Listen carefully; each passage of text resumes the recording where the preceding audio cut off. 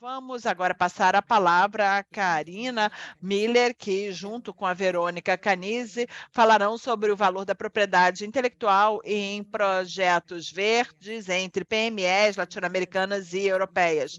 Karina é especialista em assuntos estratégicos de intangíveis, transferências e licenciamento de tecnologia. Ela trabalha no estudo Momalo e ocupou a posição de presidente de Invest Brasil, que é a sociedade de licenciamento nos anos de 20 e 21, é assessora jurídica do Centro Sérgio Vieira de Mello, dirigido por Karina Haidar Vieira, cuida de casos que agregam impacto na sociedade. Verônica é associada sênior, especialista no estudo, com mais de 20 anos em litígios e assessoria em temas de propriedade intelectual, copyright e transferência de tecnologia. É especialista em tema de propriedade intelectual e assessorou já empresas em aspectos contratuais, negociação de licenças, e transferência de know-how e tecnologia, além de proteção de intangíveis. Também representa companhias internacionais nos tribunais da República Argentina em assuntos contenciosos de marca e propriedade intelectual. Sem mais, vamos agora passar a palavra.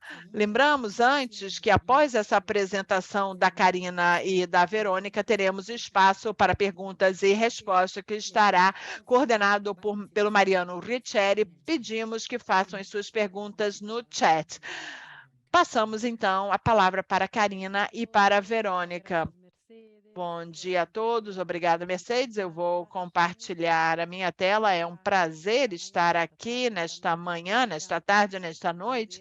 Eu adoro a ideia de que hoje o tempo é um pouco diferente, porque cada um está numa parte do mundo e cada um pode interagir a partir do celular. E estamos.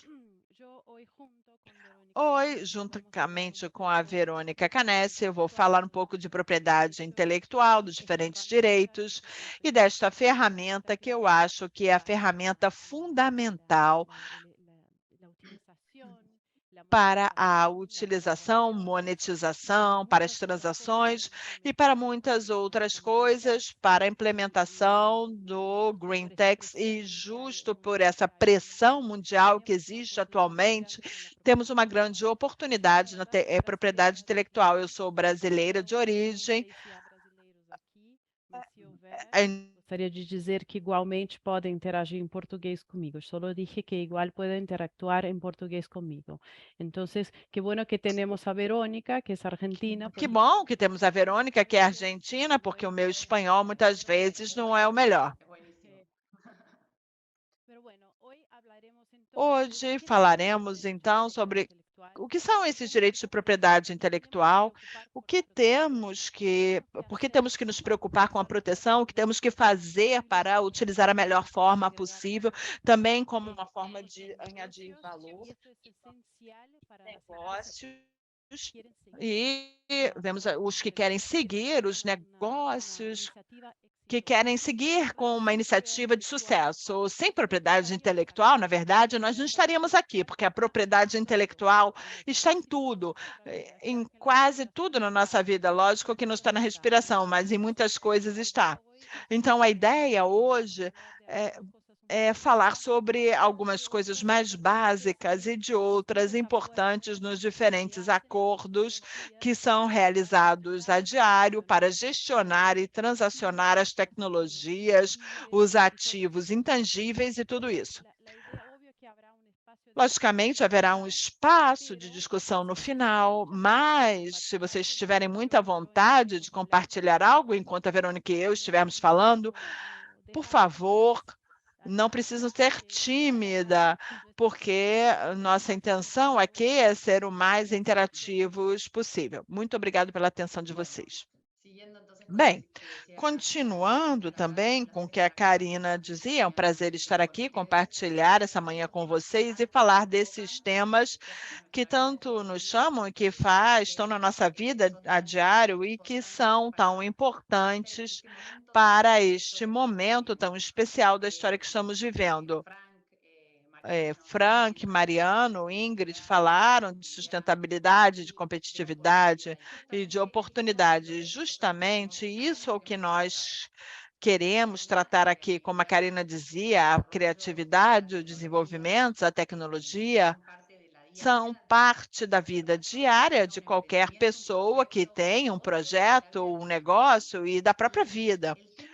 E o tema é que o que nós fazemos quando temos uma oportunidade, como podemos capturar esse valor, o valor dessa oportunidade. Aí é onde vemos o papel-chave da propriedade intelectual, que é o pilar fundamental para que as empresas possam capturar o valor de uma vantagem, de uma criação de desenvolvimento de uma nova marca, e, com isso, garantir um direito e também poder desfrutar dos benefícios que esse desenvolvimento, essa nova ideia criativa, diferente, que traz uma diferença. Queremos fazer diferença. E nessa oportunidade, temos que sair para capturar esse valor especial. E a propriedade intelectual, nós achamos que é a ferramenta fundamental para realizar isso. Esse próximo slide, eu gosto muito dele, mas para os que não estão tão acostumados com a propriedade intelectual, logicamente que os que estão, pode que seja um pouco básico. Mas esse slide diz muitas coisas. E eu gostaria agora de pedir que os que queiram se manifestar podem abrir os microfones. Eu pergunto, o que vocês veem nessa tela? O que é que vocês estão olhando? O que expressa isso para vocês? Se alguém quiser dizer alguma coisa, eu adoraria. Boa tarde. Eu falo da França, eu só vejo 6 garrafinhas de cerveja. Perfeito, obrigado pela sua participação. Mais alguém quer falar alguma coisa? Bom dia, Jorge Santo, da Colômbia. Eu vejo um grupo de garrafas, mas é padrão, não há uma diferenciação entre nenhuma delas. Jorge Sandoval, da Colômbia. Então, mais alguém quer falar alguma coisa? Olá, sim. Luiz Nunes, eu queria acrescentar, são 6 garrafas de vidro com uma única cor e não tem marca, não estão registradas. Mais alguém? Eu. 2 comentários mais, depois continuamos. Bom dia a todos. Olá, sim. Olá, Alexandra, cumprimentos de El Salvador, Alexandre Romero, assim como os demais participantes, eu vejo 6 garrafas, todas padrão, mas cada uma tem a possibilidade de se transformar em algo único, isso dependerá da criatividade com que cada garrafa seja trabalhada. Perfeito. Olá, olá. 6 garrafas sem etiqueta, sim.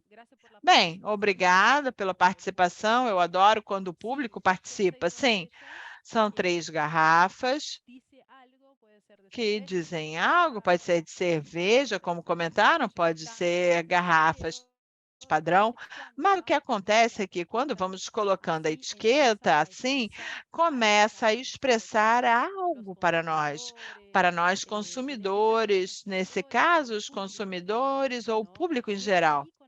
E aí é quando colocamos a etiqueta, começa a expressar muitas coisas e começa a comunicar muitas coisas. E começamos a ver o que está por trás dessas 6 garrafas estándar, padrão, o que está comunicando, o que expressa para o público. E aí já entramos na parte de propriedade intelectual. Então, para que vejam como está presente em tudo. O primeiro direito é a marca. A marca tem uma função muito importante de identificação, de comunicação e da relação de confiança com o público. marca de cerveza Uma determinada marca de cerveja expressa alguma coisa, você gosta ou não, é cara, é barata, tem boa qualidade, não tem qualidade. Então, esse é o primeiro direito, é o primeiro ativo que nós identificamos quando olhamos para a garrafa branca estándar e depois é isso que se comunica em primeiro lugar. E em relação com as marcas, há muito para ser dito, como ela disse: "Não, essa nunca mais eu vou querer essa". Então, são discussões fundamentais, por exemplo, a garantia de qualidade e uma certa expectativa do consumidor, que quando vê essa marca em especial, espera uma determinada qualidade, sabor, consistência, uma certa validade do produto, uma relativa qualidade, tem uma função de garantia, tem uma função de identificação de origem e a distinção de um produto ou um serviço em um grupo de outros produtos e serviços. As marcas são muito variadas, é um sinal muito variável e que traz diferentes formas. A marca clássica é a marca denominativa, formada por uma palavra, que pode ser uma palavra do idioma, ou todos os dias, ou uma palavra registrada. Às vezes, quando pensamos nos símbolos, pode ser quando pensamos em coda, que muitas vezes, quando há estratégias de marca, estratégias de marketing, a gente precisa pensar em questões diferentes. Algumas marcas são mais duradouras ou únicas, na mente, na cabeça do consumidor. Marcas que são uma palavra, são mais difíceis de trabalhar, porque necessitam outras estratégias, mas também são fáceis, por outro lado. Podem ser marcas tradicionais, como as denominativas, mas podem ser também marcas que não apelam ao sistema audiovisual, mas aos outros sentidos. Também, L'Oréal, por exemplo, registrou um cheiro, um aroma, para identificar uma linha de produtos para crianças. E existem, portanto, marcas não tradicionais, que não são tantas em quantidade, mas que estão surgindo, que estão sendo comentadas. E porque elas levam outro tipo, elas têm outro tipo de desenvolvimento e de posição do mercado, mas vão sendo registradas. Também existe a possibilidade das cores relacionadas a diferentes partes do produto. A sola do sapato de um Labutin, por exemplo, letras e números. E os que são típicos de uma casa, de um restaurante rápido, fast food, que também estão muito na moda. Você tentar uma identidade e protegê-la.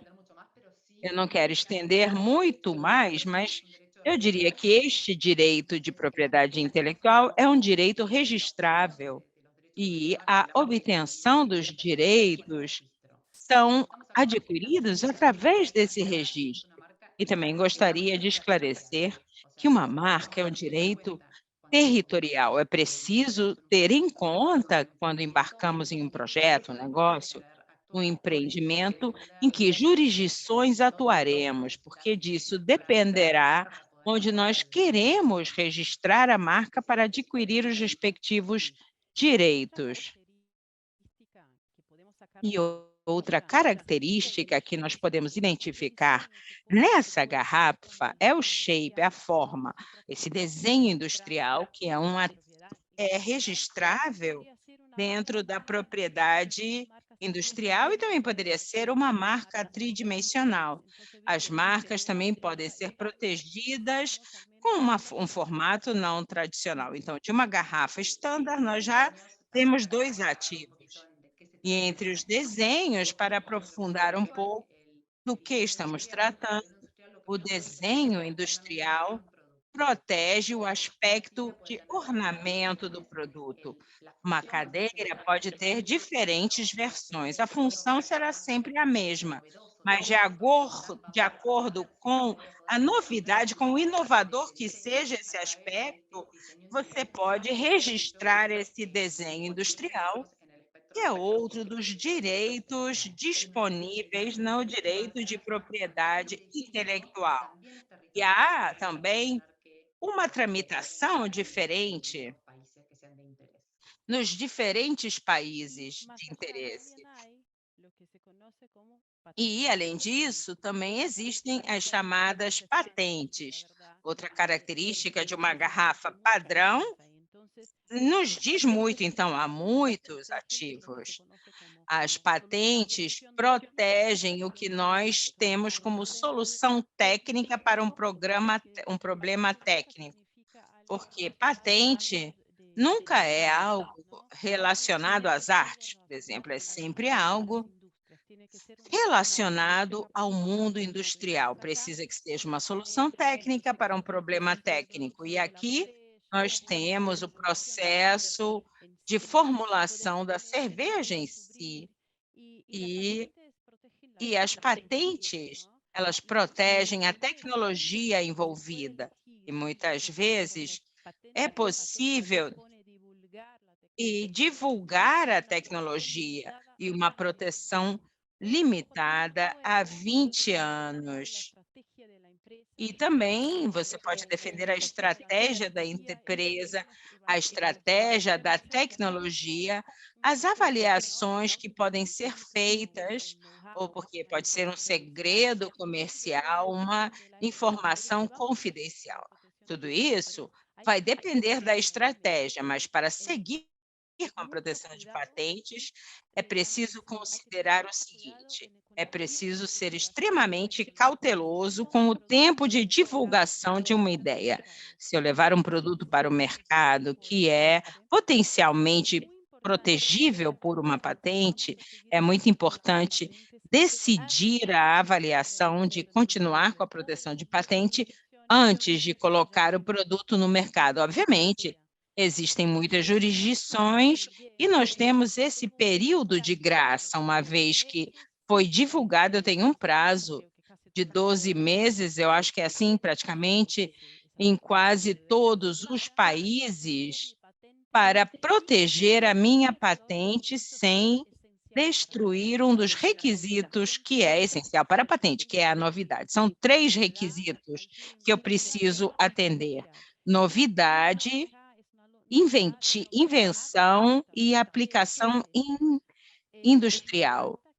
E o que isso significa, a questão da novidade? Não é suficiente que seja novo só no Brasil, é preciso que seja novo em qualquer parte do mundo, porque se existir algo igual ou muito parecido na China, por exemplo, isso já não é algo passível de ser protegido. É preciso ser muito cuidadoso com a estratégia de proteção de patentes. Existem muitas bases de dados de patentes e muitas bases de dados de informação a respeito e que ajuda o inventor, a equipe que está trabalhando. É preciso entender o que já existe no mercado, o que eu posso usar, que está livre, ou aquilo que eu não posso usar, que não está livre. Em termos de tecnologia, para o uso da tecnologia, as patentes são essenciais. É uma estratégia muito bem pensada e que, como a Verônica bem disse sobre as marcas, os direitos são também territoriais.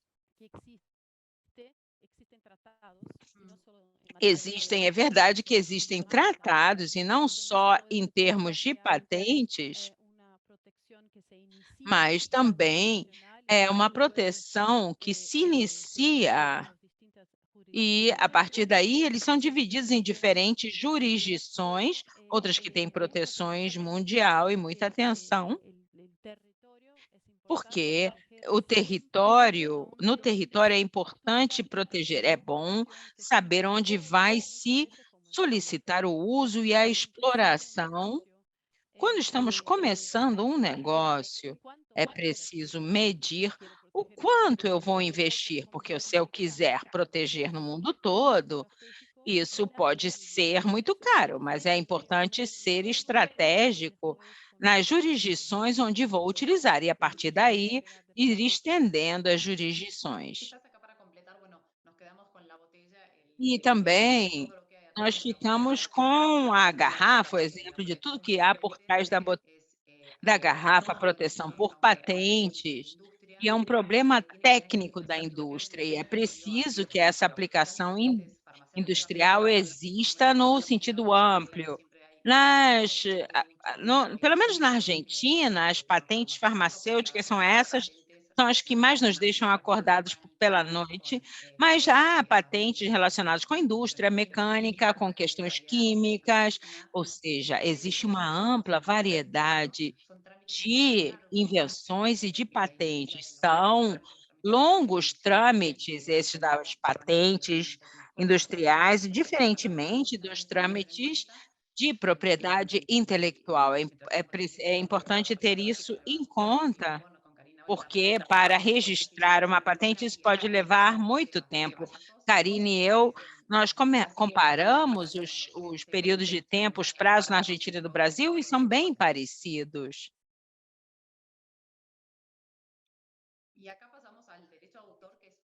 E nós aqui entramos nos direitos autorais, que é outro direito intelectual. Ele não é estritamente industrial, mas é precisamente o direito relacionado com a criação. Na verdade, todos eles estão relacionados com a criação que é inerente à condição humana. O direito autoral é o direito reconhecido ao criador de um trabalho intelectual em uma variada amplitude de trabalhos. Exceto a tecnologia, todo o resto poderia ser direito autoral. Uma carta, um texto, tudo isso poderia ser protegido.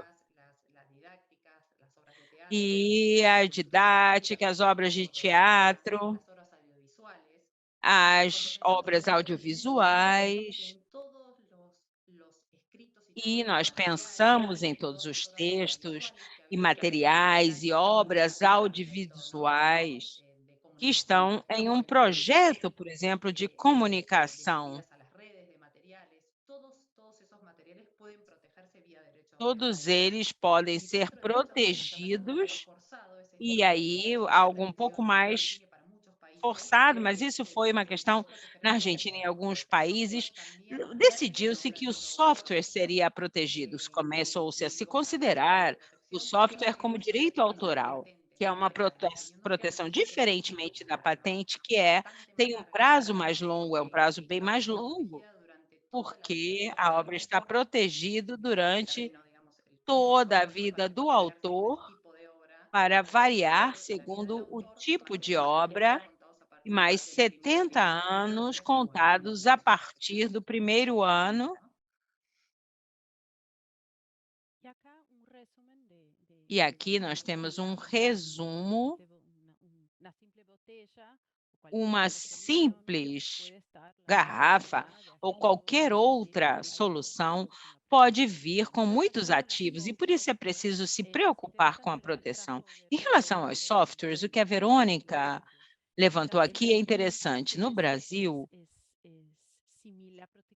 a proteção é vizinha dos direitos de autor, mas nós temos uma lei separada para os softwares, e o software no Brasil é considerado como parte de direitos autorais e parte sui generis, que existem regras relacionadas com a produção de software que não são todas relacionadas aos direitos autorais, já que há algumas particularidades. Portanto, prestem atenção nessa questão dos softwares, plataformas, aplicativos, existe sempre muito software envolvido.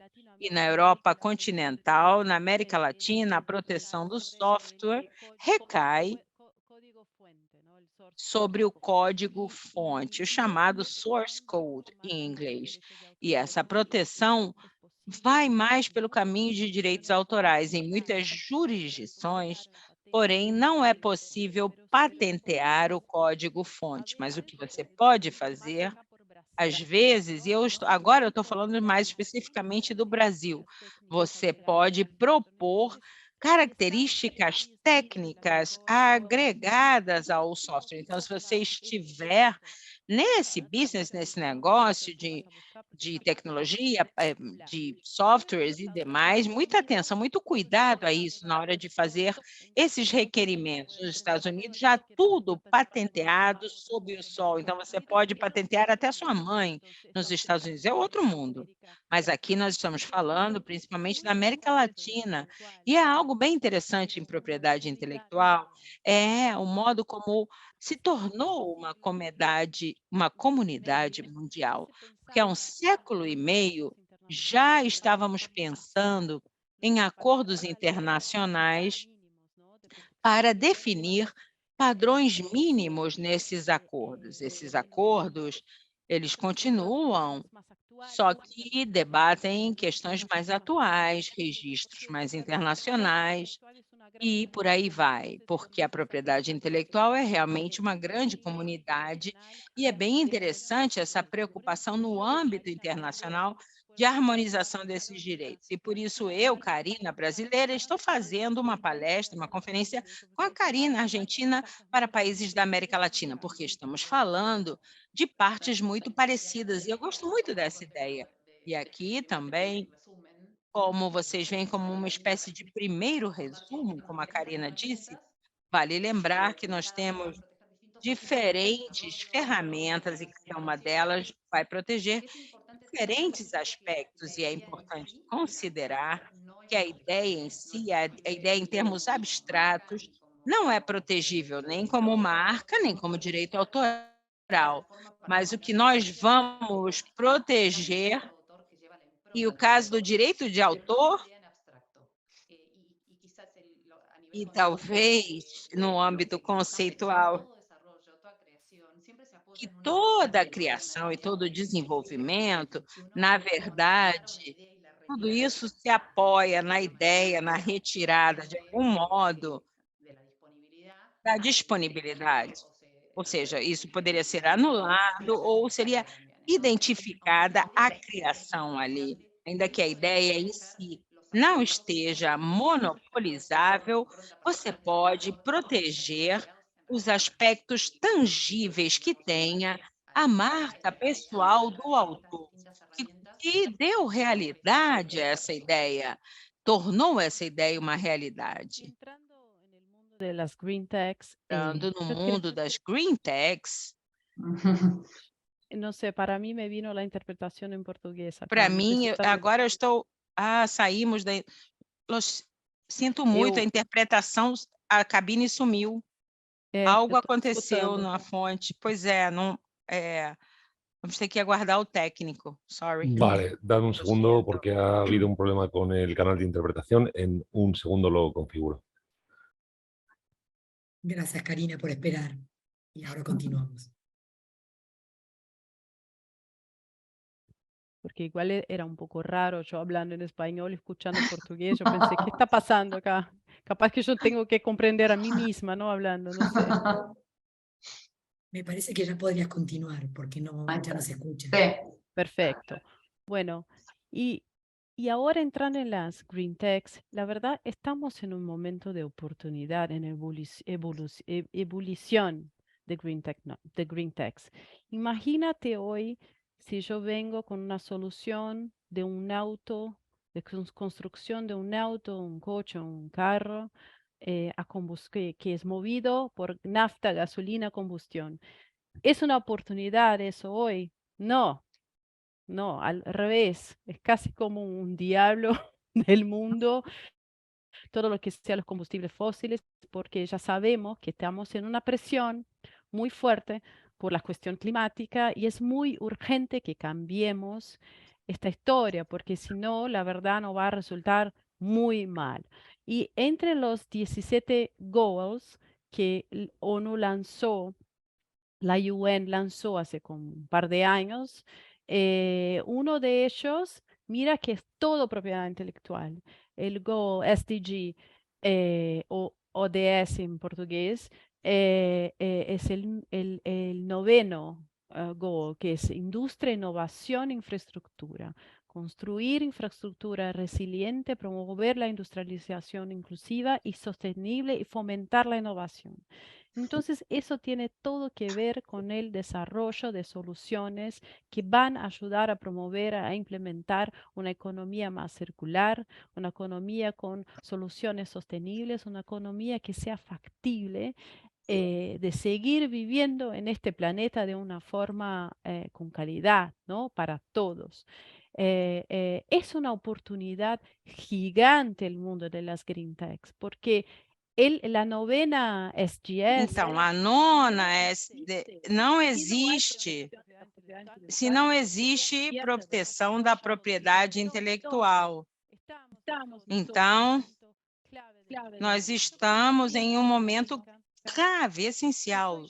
E acho que na América Latina, eu sou fã da América Latina, eu adoro ser brasileira, argentina, meio uruguaia. E eu acho que nós estamos forçados a ser criativos, muito mais do que em outros países que são considerados mais desenvolvidos e soluções diferentes. E no mundo das Green Techs, na América Latina, isso é impressionante a quantidade de soluções. E tudo que vocês estão ouvindo, ou todos vocês que me ouvem... Otra vez la interpretación volvió aquí para mí, acá para mí en portugués. Sí. Entonces, voy a pausar un poquito. Lo siento, es que desaparece la interpretación y por eso hay ese cambio de canales.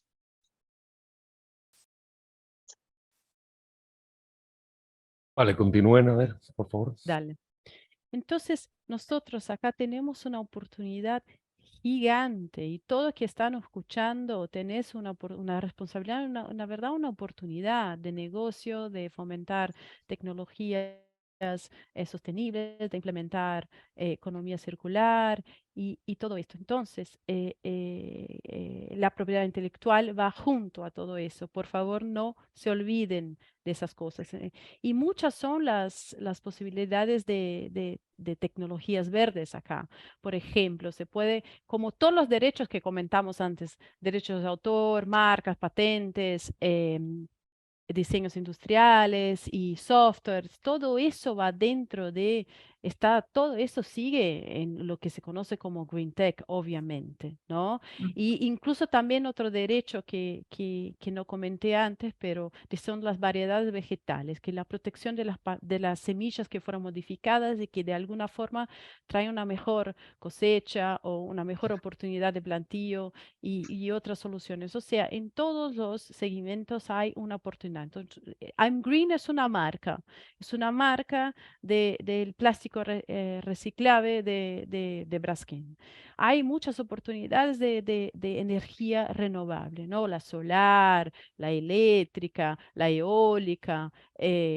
Acá, yo sé en Brasil que están planteando también la energía en las mareas. La posibilidad de hacer una hacienda horizontal, perdón, vertical. O sea, hay muchas soluciones. Esos son solo algunos ejemplos, pero la verdad es que la agenda ESG, ¿no? Es una agenda que es obligatoria. Ya no tenemos cómo volver. Entonces, el ESG, obviamente, que las empresas se diferencian porque por sus tecnologías, por sus soluciones, por sus productos, por sus novedades, por sus servicios. Y la propiedad intelectual, como vimos, está presente en todo eso y la verdad es esencial para que yo pueda, como vamos en un rato, vamos a hablar un poco más de la parte de monetización, para que yo pueda hacer de una forma adecuada, benéfica, exitosa y lucrativa también. Benéfica e efetiva. E recém chamou a atenção para mim, e saiu, foi publicada no Fórum, Existe, então, uma empreendedora brasileira que se chama Isabela Mate, tem 23 anos, já é empreendedora, é influenciadora, é mãe, é de tudo. E ela publicou um artigo na Forbes que fala sobre a importância da marca. E aqui vemos como esse texto que fala como a marca é importante em função da promoção. E a Isabela, ela faz uma crítica que muitas vezes diz que o empreendedor, quando está começando, comete os erros, e um deles é porque não pensa na construção da marca. E se não está pensando na construção da marca, também não está pensando na proteção, que pode ser a proteção da marca, do software, da tecnologia, do formato. Essa é uma grande verdade, e eu fico muito feliz em saber que as pessoas jovens estão um pouco mais atentas para isso. Porque se essa conversa, se esta palestra estivesse rolando há 10, 20 anos, ninguém conhecia a propriedade virtual e é muito difícil explicar a importância da propriedade intelectual. E estamos nessa conferência com a presença de muita gente, já sabemos que existe algo importante. E eu coincido, estou de acordo que isso é tão importante, e nós temos esse tema de educação pendente, porque já tem grandes benefícios e grandes oportunidades. Então, tudo isso está reunido na ideia de continuar lembrando o valor que você tem. Isso pode mudar muitas vezes o negócio, o projeto ou o empreendimento. Então, essa ideia, por que devemos nos preocupar e por que devemos proteger os direitos de propriedade intelectual? Los derechos de propiedad intelectual y su A registro. proteção dos direitos e o seu registro, acho que vai nos oferecer esse direito exclusivo de uso e exploração de uma marca, de uma patente, de um desenho industrial.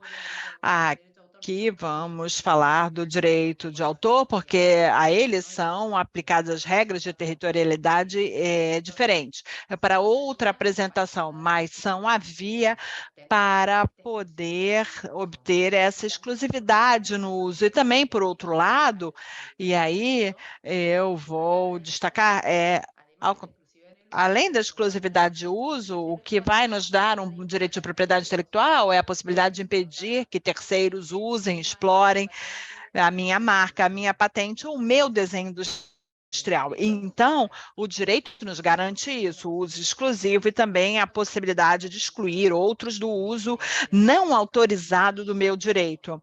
E também, o segundo ponto, otorga a segurança sem obstáculos. Não vai haver outro que tenha minha marca ou essa tecnologia que esteja protegida e nem o meu desenho industrial.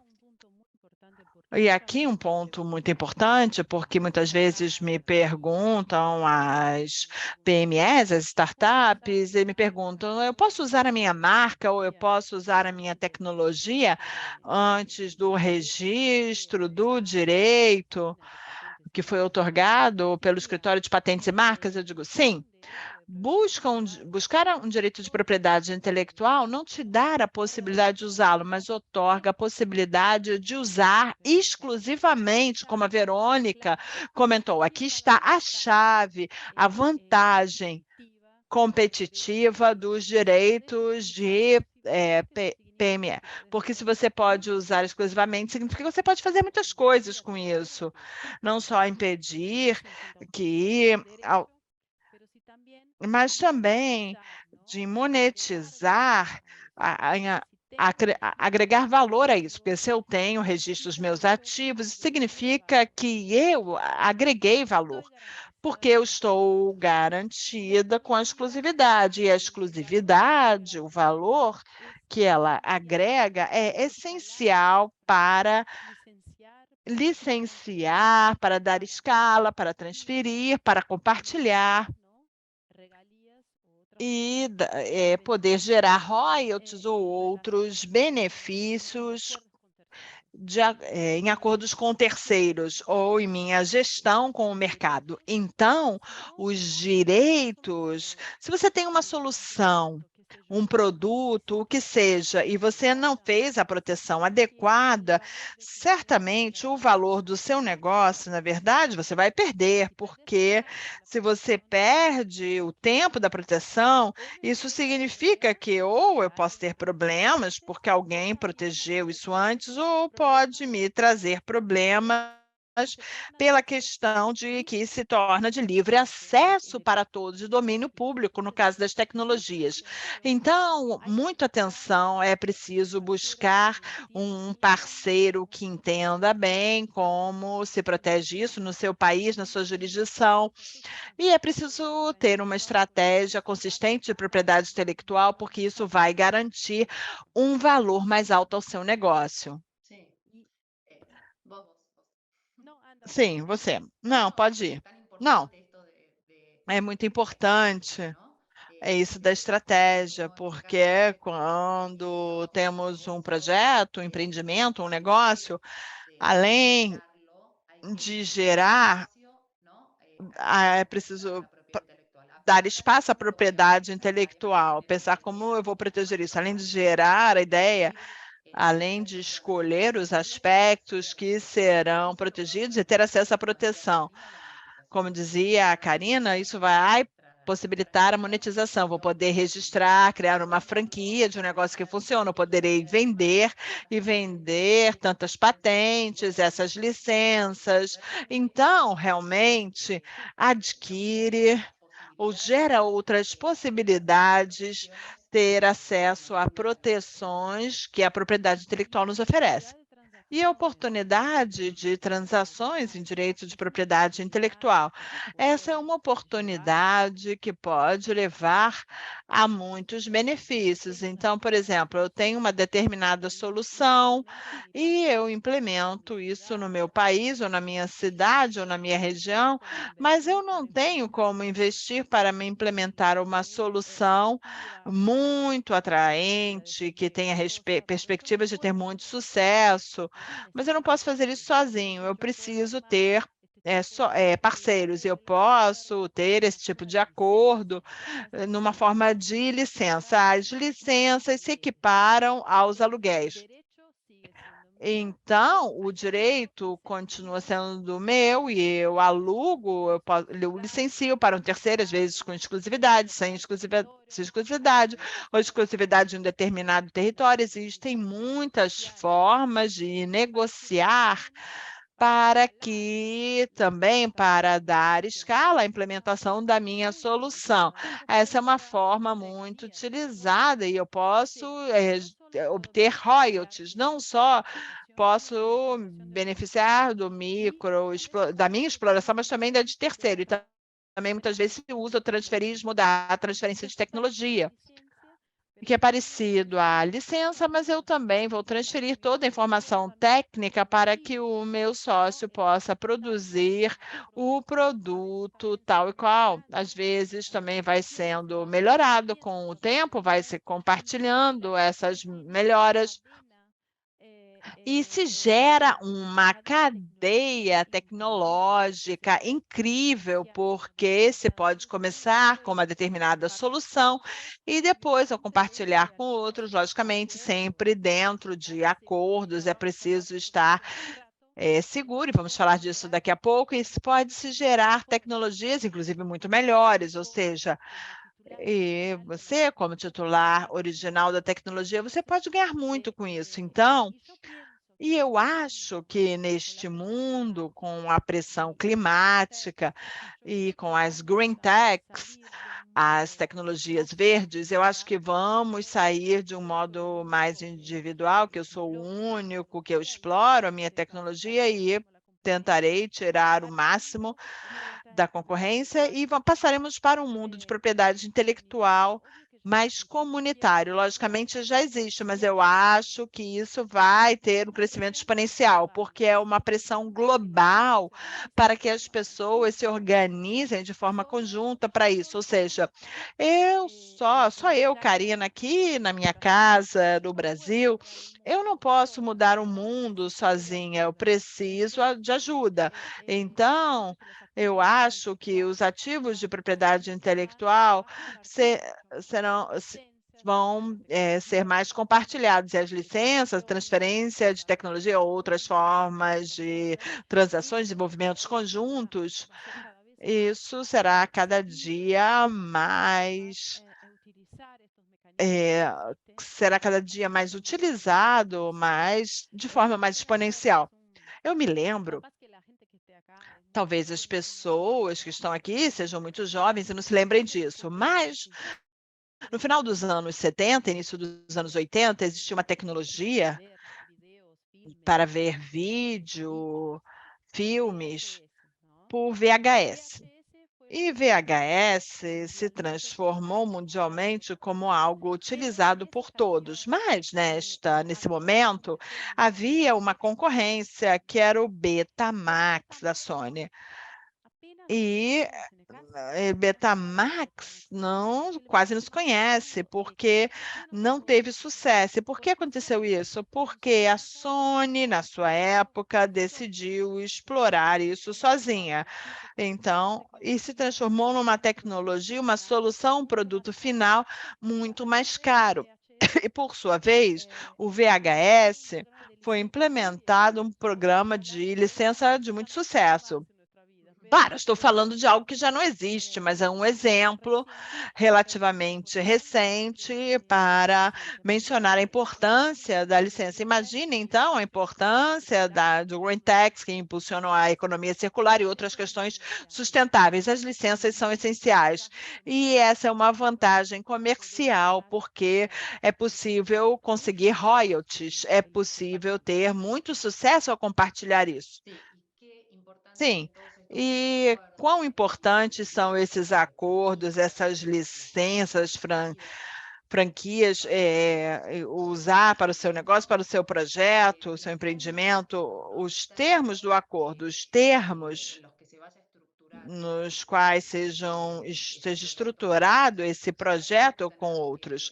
Aqui temos que ter claro qual é a cadeia de direitos, e para isso é preciso colocar atenção, primeiramente, em como se desenvolve a ideia. Se você é titular da ideia, eu tenho essa ideia protegida, eu tenho pessoas que trabalharam comigo nesse desenvolvimento, que acordo eu tenho com cada uma dessas pessoas?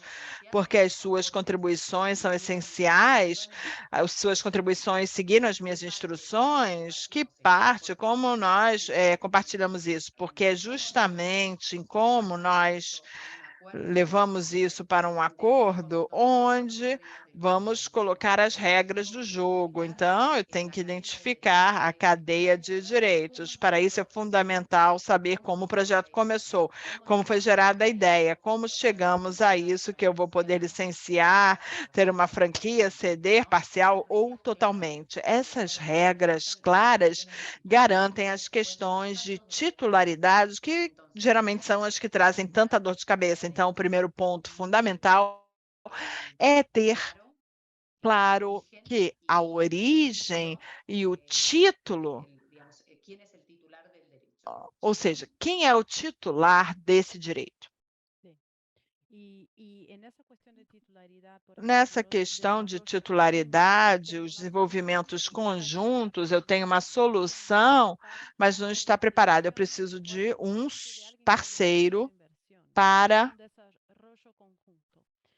Mônica. Poner en este acuerdo las condiciones, hay algunas cláusulas que son esenciales acá. Primero, ¿cuáles son los derechos anteriores que yo estoy poniendo en este acuerdo de cada parte? Y separar. Esto es mío, esto es tuyo. Después, o que eu estou colocando nesse acordo? Isso é meu, isso é seu. Qual é o titular? Quem vai ser o titular desse resultado? Será uma copropriedade? Vamos dividir a tecnologia? Um segmento que seja dividido? Muitas vezes existe essa copropriedade. Como nós vamos explorar isso no mercado? Todas as formas, todas as condições de exploração, porque quando nós somos cotitulares, esse é um regime que precisa me levar a concordar com o que vai ser feito com essa tecnologia. Quem será o responsável por proteger, buscar os direitos dos registros da propriedade intelectual de modo geral? Vamos a ser A nosotros. exploração comercial, seremos nós os parceiros ou vamos licenciar terceiros? Só um parceiro será responsável? Como isso acontecerá? É muito importante também, porque às vezes esquecemos com o término da relação. O que vai acontecer com esse direito? Muitas vezes isso se esquece. Então, mas é algo essencial, porque muitas relações começam, se desenvolvem, e às vezes nem desenvolvem e terminam. Mas foi gerado algo, foi criado algo, existe um ativo aí. Então, é preciso se preocupar com isso. Às vezes é difícil quando estamos começando um negócio, mas é preciso pensar isso a longo prazo. Então, o final também é importante. Quem fica com a tecnologia ou quem vai ficar de forma compartilhada, os sim, os não, o que eu posso, o que eu não posso, tudo isso tem que estar claro. E não só eu tenho que me preocupar com a minha relação com a outra parte, mas a minha relação com as pessoas que trabalham para mim, que são meus parceiros. Eu tenho que saber quem é a equipe, são empregados, são contratados, o que são? Quem está trabalhando no desenvolvimento das soluções? Porque todas essas pessoas que trabalham, pode ser que também sejam titulares dos direitos. Então, eu tenho que identificar isso e eu tenho que estar certo de que esses direitos possam se reverter para a empresa. Então, existem acordos, se é um contrato de empregado, se é de serviço, com o terceiro que está dando apoio. Então, é preciso ter duas cláusulas essenciais. A confidencialidade, que essa pessoa que colabora no desenvolvimento é uma pessoa que vai manter a confidencialidade de tudo que foi visto, que foi recebido, que foi gerado, e também uma cláusula de cessão de direitos, porque se não há cessão de direitos a favor da empresa, pode ser que muito se fica com a pessoa física. Estamos falando de work for hires, não sei. Sim, é tão importante, mas é tão importante porque, na verdade, os criadores, os autores, em início, todas as criações são pessoais. Então, isso é algo que, no caso, por exemplo, do software na Argentina, se um funcionário foi trabalhado justamente para desenvolver um software, nesse caso, a titularidade ficará com a empresa, com a pessoa jurídica. Mas, se não, se eu sou um contratado, se eu faço parte do projeto, é preciso a cessão, e a cessão conversada em termos claros, mas que eu saiba que eu estou trabalhando numa ideia ou desenvolvimento, essa ideia para um desenvolvimento tecnológico que eu vou ceder para uma terceira pessoa. E sim, isso é fundamental, ter isso conversado, ou seja, com todos os participantes do projeto, que parte corresponderá a cada um e se corresponderá. Sim, e aí, pensando um pouco e pensando quais são os documentos que são tão importantes que temos que ter assinados sempre, Karina já se adiantou e comentou os acordos de confidencialidade. E isso não só para as pessoas que participam de um projeto, mas quando eu quero sair para vender o meu projeto, mostrar o meu projeto, eu preciso partir da base de que isso que eu estou divulgando vai ser mantido em confidencialidade. E é interessante essa questão da confidencialidade, muitas vezes. Eu sei que eu quero muito apresentar a minha solução, estou muito animado com as possibilidades. Existe, inclusive, um investidor que tem a intenção de continuar investindo na minha solução, mas uma coisa é desenvolver uma solução. a pesquisa, tudo isso. Outra coisa é ter um produto, uma solução preparada para o mercado. É um passo gigante. Então, às vezes, existe a possibilidade de estabelecer um acordo com alguém. Às vezes a solução já está preparada, já está pronta, não importa. E no início, vamos unicamente explorar a possibilidade de fazer algo conjuntamente. Muitas vezes se esquece de previamente começar, antes de iniciar a divulgação da solução, de estabelecer um acordo de confidencialidade.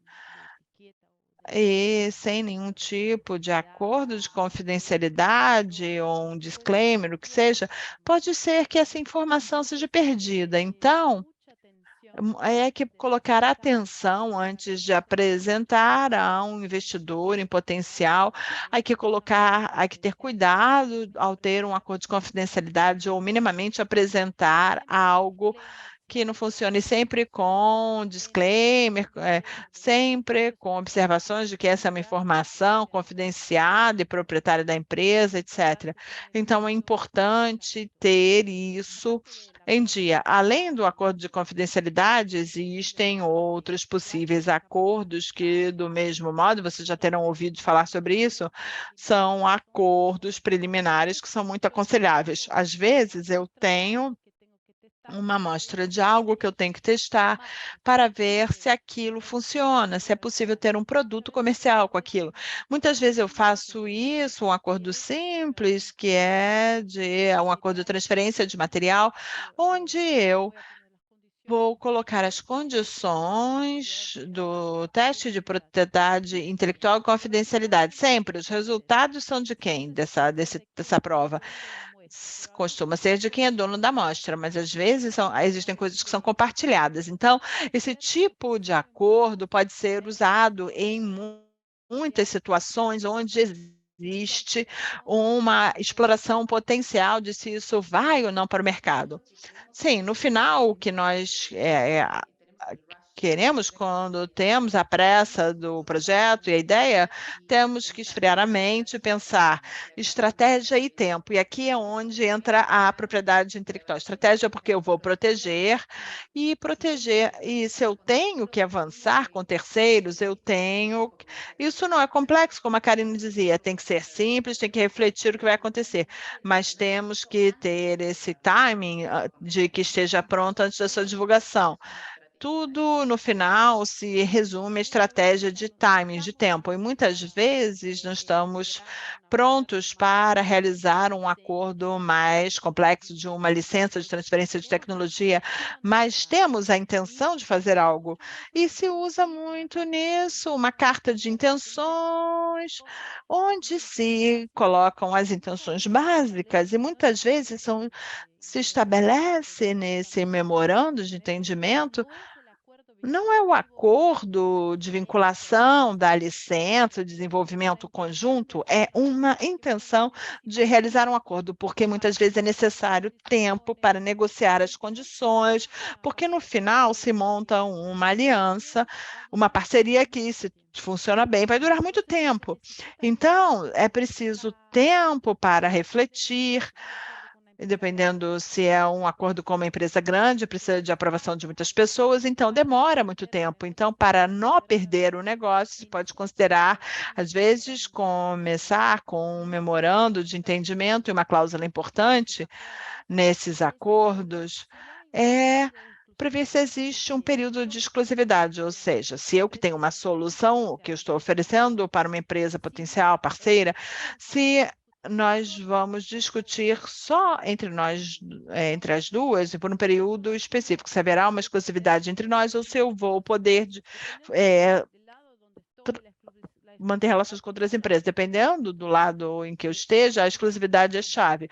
Outra coisa que eu queria compartilhar com vocês, mas eu não sei se você quer acrescentar algo mais, não, acho que estamos bem. Sim, já estamos indo para o final, e eu dizia um pouco sobre a propriedade intelectual, deixar de ser tão individuais, ser mais comunitárias há pouco tempo. é um licenciamento, ela de Sônia London, ela publicou sobre uma apresentação na Europa e estava falando sobre a convergência. Ou seja, hoje, cada vez mais as soluções estão interconectadas, por isso deixa de ser individual para ser algo mais comunitário. Então, se existe convergência de muitas tecnologias, uma depende da outra.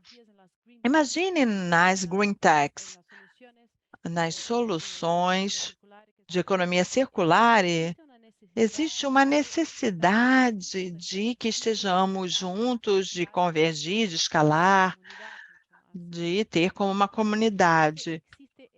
Então, existe essa tendência, já se fala muito sobre isso no mercado.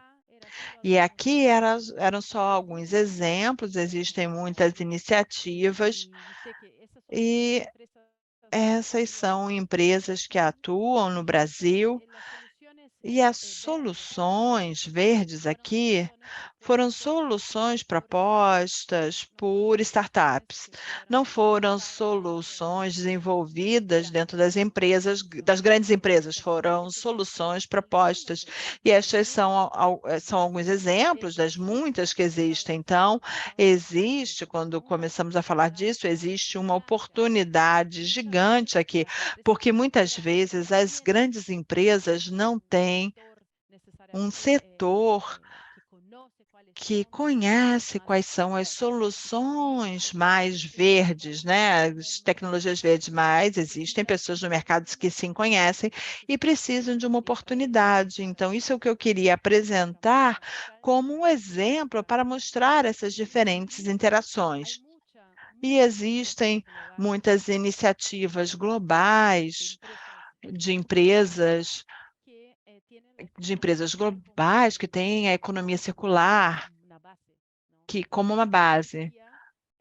A IKEA estabeleceu um compromisso de até 2030 de converter as suas operações 100% de economia circular. Isso significa que não querem colocar lixo, devolver lixo para o mundo. E isso é importante. Imagine a quantidade de oportunidades, porque a IKEA não é uma produtora de tecnologia verde. O mesmo com o banco ABN AMRO Bank, que é um banco também que tem iniciativas de promover a economia circular. No próximo slide, e eles realizaram um vídeo muito interessante dessas iniciativas, é só para mostrar quantas oportunidades existem. Mas se você quiser comentar aí do que falamos, como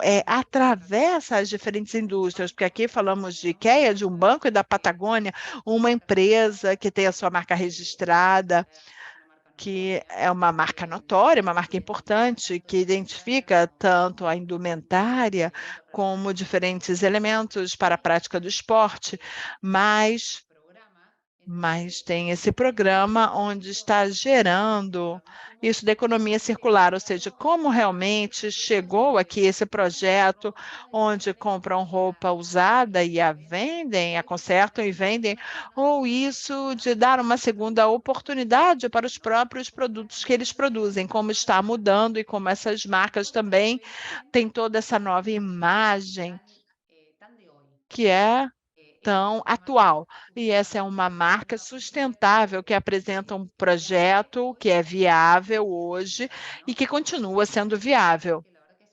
Então, é uma iniciativa louvável e que está gerando muito lucro. Os donos da Patagônia doaram tudo, as ações, então eles ficaram somente com uma parte.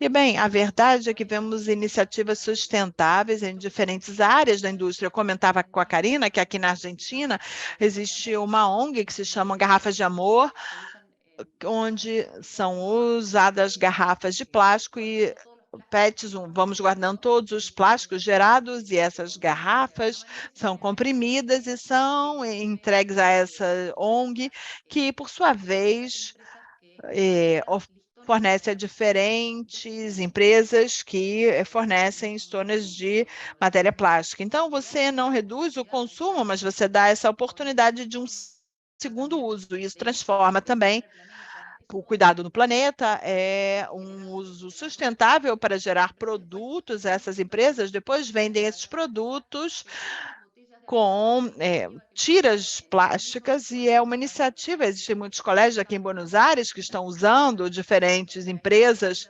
existem garrafas em diferentes setores aqui, onde podemos colocar o seu plástico, e depois esses plásticos, então temos diferentes containers para colocar as suas garrafas, esses plásticos, depois isso é enviado a essa ONG que tem essa iniciativa tão interessante. O que vemos é que essas iniciativas, o produto passa a ser um produto que eu já não vou a uma loja e eu vendo e depois ele é meu e eu faço o que eu quero, eu jogo fora. Não, hoje, e a verdade é o que a IKEA pretende fazer, eu vendo um serviço de logística. Então, eu não vendo o produto, eu vendo um serviço onde eu entrego o produto, mas depois que você tem que devolver.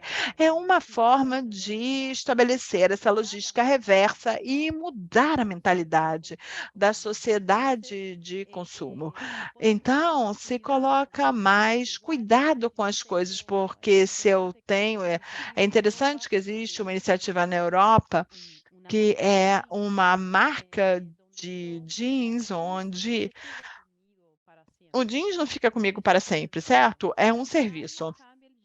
Cada ano muda o jeans, mas só muda se eu devolvo o jeans anterior. Então, eu acho que a tendência do produto, como um serviço, é algo que vai ajudar muito na escalabilidade da economia circular. E, logicamente, a propriedade intelectual está em tudo. Aqui temos o código QR de um vídeo do Banco ABN AMRO Bank, que eu considero interessante. Se vocês quiserem para ver, é interessante. E nada, era isso, mas não sei se você quer acrescentar algo, Verônica, senão vamos continuar.